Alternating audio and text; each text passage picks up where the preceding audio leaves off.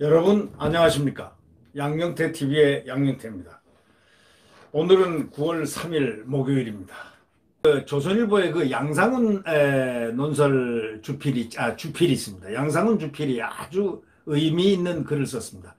국민 뜻만 추종을 하면은 함께 망하고, 그러니까 국민의 뜻에 맞춰서 국민들이 여론이 그렇다고 여론에 맞춰서 정말 반가 하다는 이 리더십은 국민하고 대통령하고 함께 망한다 이겁니다. 국민 뜻을 만약에 거스리면은 국민들 손에 망한다. 만약에 국민 뜻을 거스릴 경우에는 함께 하면은 함께 망하지만 만약에 국민의 뜻을 거스리게 되면은 국민들 손에 의하여 망한다. 누가? 정권이 망한다는 그런 뜻입니다. 이런 소위 진리성 글을 오늘 실었습니다.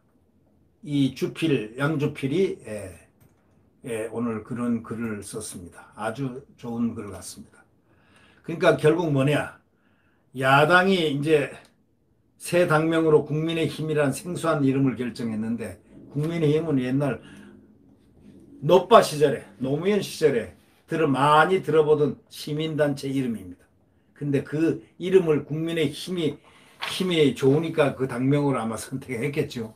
김종인이가 선택했겠죠. 네. 야당이 새 당명으로 국민의힘이라는 생소한 이름을 결정했으니까.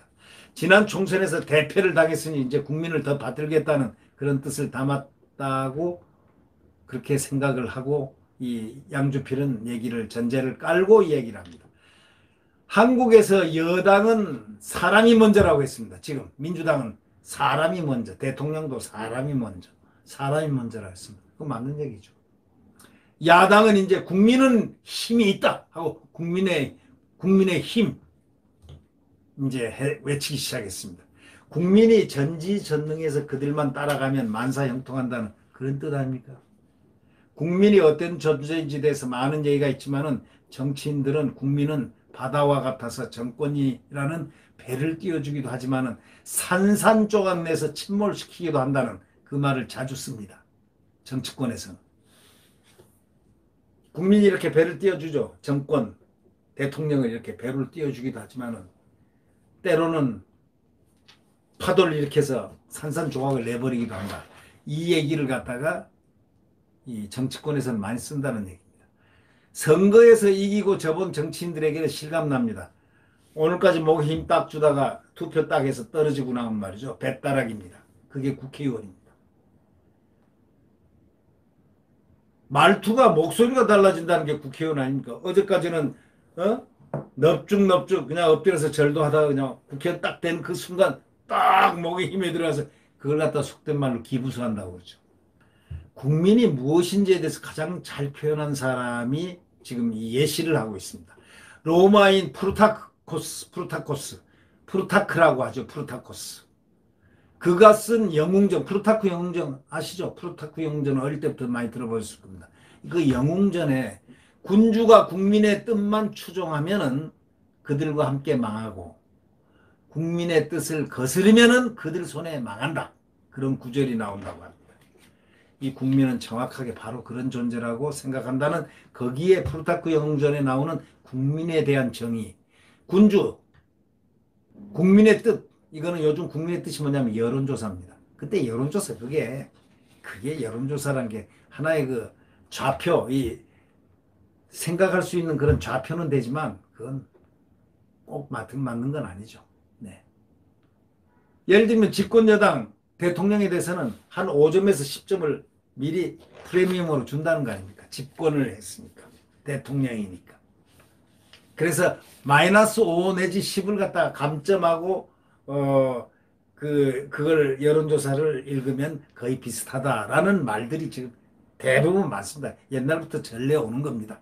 그 여론조사 기관에 있는 사람이건 아니건 정치평론가들이 주로 한 5점에서 10점 사이, 10점 마이너스를 하면은 그 집권당이나 대통령의 지지율 그것일 거다라는 그런 추정하는 얘기들이 많습니다. 저는 항상 속으로 집권당은 -5를 -10까지는 조금 너무 야박한 것 같아서 마이너스 5만 딱 그냥 잘 봐줘서 그냥 빼고 이 수치를 읽습니다. 예를 들면 민주당이 35%다.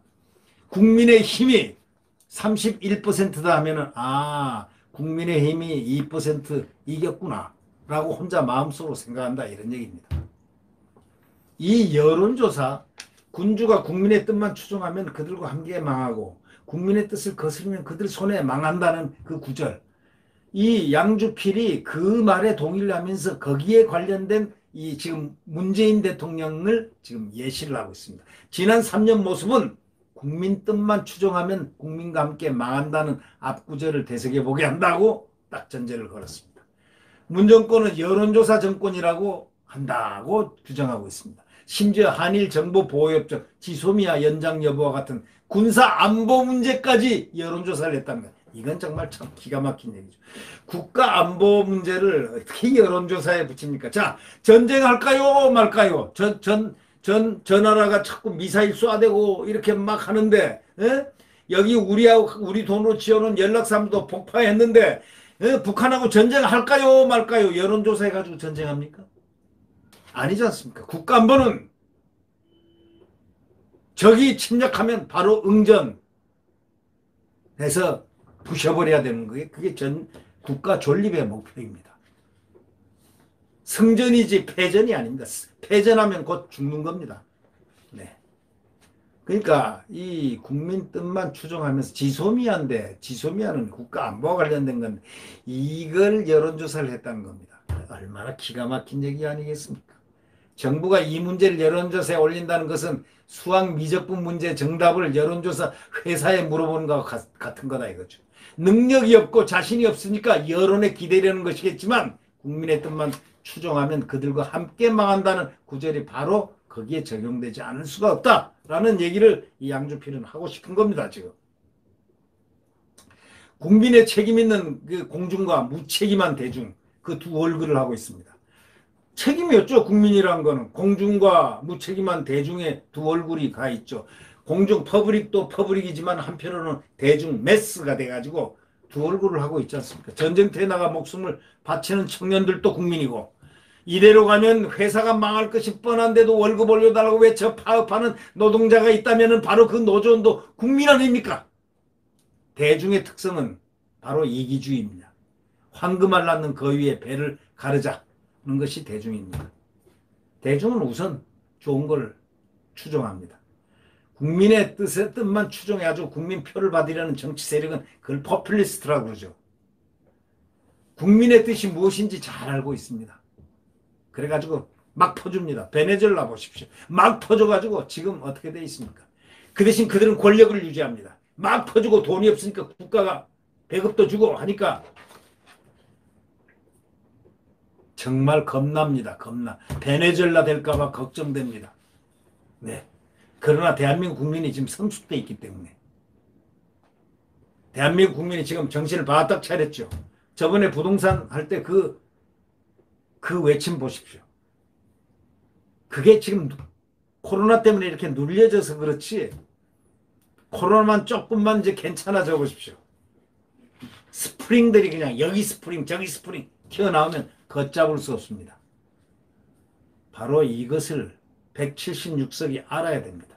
지난 총선 직전에 귀농에 사는 어떤 친구를 갖다가 이 양주필의 그 친구가 이제 여당을 압승을 해가지고 압승을 예견을 했다는 겁니다. 이 귀농을 해가지고 한 사람 친구가 이번에 여당이 압승한다 이렇게 해서 다 놀랐다고 이분은 이 양주필은 그렇게 수레를 하고 있습니다.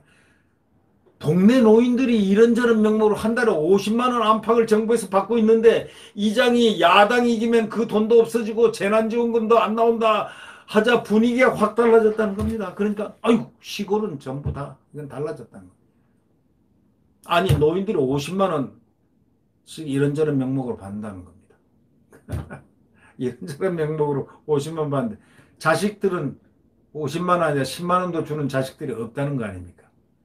그래서 효자가 누구냐 국가라고 그러죠. 국가가 누구냐 대통령이 고맙다는 거죠. 아니 이 정권에 그래서 이긴다라고 얘기를 이 주필한테 얘기를 해주는 그 생각이 탁 났다는 거예요. 깜짝 놀랐다는 거죠. 선거 결과가 예상대로 그 귀농한 친구의 예상대로 됐다는 겁니다. 이 문정권 정책은 한마디로 말하면 많은 사람에게 돈을 주는 겁니다. 이 돈이 자기 돈 아닙니다. 자기 돈은 돈 1원도 안 들어갑니다. 현금 형태로 나라 돈 지원하는 겁니다. 국민은 1200만 명에 달한 그 돈을 받습니다. 저소득층은 근로소득보다 나라에서 받는 돈이 더 많게 돼 있습니다. 근로소득보다. 각 지방단체에서 주는 각종 현금 복지제도 무려 2,000종에 달한다는 거 아닙니까? 건강보험기금 20조 원, 뭐 고용보험기금 10조 원, 곧 탕진대 없어진다는 사실도 현금을 뿌린 결과입니다. 지금 말이죠. 이 전 정권까지 고용보험기금, 건강보험기금이 엄청 많았습니다. 흑자였습니다. 지금 3년 만에 곳간이 비어버렸습니다. 3년 반 만에. 이 지금 건강보험 기금도 없어지고 고용보험 기금도 없어져 난리입니다. 이렇게 탕진되면 어떻게 됩니까? 문케어, 나중에 문케어의 본질에 대해서 나중에 나올 겁니다. 스텔스 35, 스텔스 30대 살 수 있는 돈으로 병사 월급을 준다는 겁니다. 그래가지고 병사들이 뭐 직장인입니까? 무기를 안 사고 월급을 준다. 좋지요. 돈 주니까. 문정권이 4년간 285조 원의 천문학적 빚을 내는 돈을 뿌렸는데 285조. 여러분 285조가 뭔지 아십니까? 상상을 못하는 돈입니다. 쇠고기 파티했다는 얘기하고 여당의 선거 대승 외에는 남은 게 뭐냐 하고 질문을 합니다. 문정권 전에는 36%가 국가 채무 비율인데 4년 뒤 불과 24년에는 60%에 근접한답니다. 완전 빚쟁이 나라가 됐습니다. 2배가 올라 빚이 2배가 뛰어버렸습니다. 세금은 안 들어오고 정부 지출은 줄일 수 없어가지고 그렇다는 거 합니다. 국민에게 한번 현금 뿌리기 시작하면 누가 정권을 잡든 간에 그만둘 수는 없습니다. 이제 돈 뿌려야 됩니다. 국가 채무 비율의 36%에서 60%로 되는데 단 7년이 걸립니다. 60%에서 80%까지는 5년도 걸리지 않을 것입니다. 저출산 고령화 변수가 본격화되면 80%가 100%로 되는 것은 2, 3년 사이입니다. 현 외환보유액 4천억 달러인데 이거 금융시장 신뢰이면 금방 IMF가 옵니다. 국민들 사이에는 조그만 위기감도 없습니다. 지금 97년 11월 그 IMF 구제금융 신청 발표 날까지 국민은 외환위기 온다 사실조차 몰랐습니다. 대중은 위기가 자신의 현실로 닥치기 전까지는 공짜 돈 주는데 그 정당에 마음이 끌려가지고 계속 표를 주게 돼 있습니다. 정부가 국민 뜻만 추종하던 아르헨티나, 그리스, 베네수엘라 다 국민과 함께 망했지 않습니까? 함께들 다 망했어요. 그리스도 국민과 함께 망하고 아르헨티나도 국민과 함께 망하고 다 망했지 않습니까? 그렇다고 정당이 국민 뜻을 거스려 보십시오. 국민을 자꾸 화나게 해보십시오. 그럼 국민 손해 망합니다. 말이 점잖게 쓰죠. 국민 뜻을 거스르면 국민 손해 망한다 이렇게 썼습니다. 그리스 로마 시대에도 그랬고 선거하는 지금은 말할 것도 없습니다. 재난지원금 주장하는 정치인들 대중의 문매를 지금 맡고 있죠. 선별해서 하고 있다. 한국 보수정당은 대중 인기보다 국가적 현실의 책무를 중시했습니다. 근데 그 때문에 국민의 눈물을 닦아주지 않는 정당이라는 비판을 들었지만 지금 한국을 이만큼 키운 것도 그들입니다. 눈물을 닦아준 그런 보수정당마저 이제 국민 뜻을 거스릅니다. 국민 손에 망하는 일을 안 하겠다는 겁니다. 왜? 해보니까 말짱 도루묵이거든요.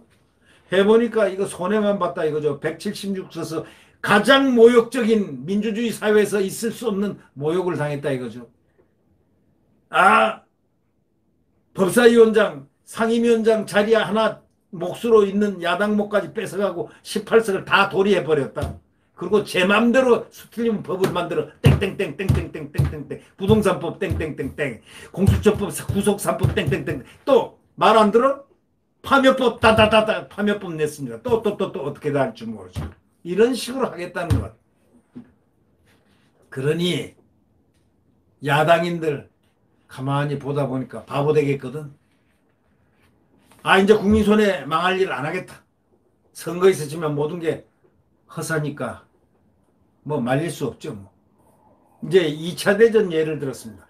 영국 그 대학생들이 히틀러가 침략해 와도 전쟁에 나가지 않겠다는 성명을 발표했습니다. 2차 대전 때 영국 대학생들이. 히틀러가 침략해 와도 전쟁에 안 나가겠다.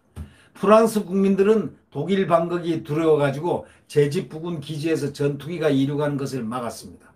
사드 막는 것보다 더한 거죠, 이거는.